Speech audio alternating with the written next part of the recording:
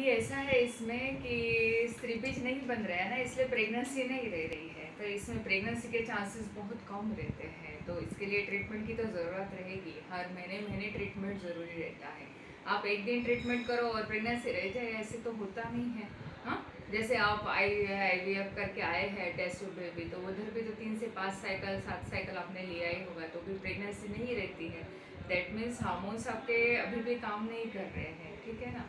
तो अभी देखिए, कल पुष्य नक्षत्र है, पुष्य नक्षत्र में वो कुसंवन विधि बोलते हैं, नाक से ड्रॉप देते हैं, नेचुरल ड्रॉप। हस्बैंड वाइफ दोनों को लेना चाहिए, क्योंकि दोनों की उम्र 40 से ज़्यादा हो गई है। अगर उम्र ज़्यादा बढ़ जाते हैं तो प्रेगनेंसी के चांसेस कम हो जाएंगे। अभी तो 30 के बाद ही प्रेगनेंसी में बहुत कॉम्प्लिकेशन आते हैं।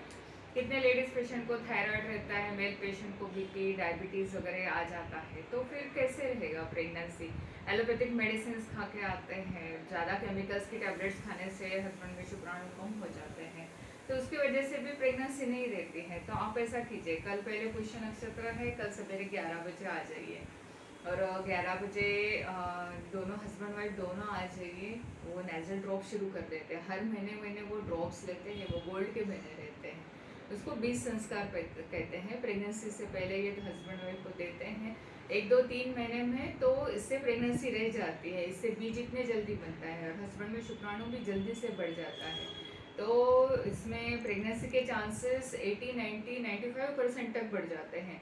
तो वो ट्रीटमेंट आपको शुरू कर दी जाएगी, और साथ में मैं मेडिसिन दे देती हूँ। इसको हर सवेरे लेना है, सवेरे उठ के भूखे पेट ले लीजिए, नहीं तो फिर चाय नाश्ते के बाद ले लीजिए।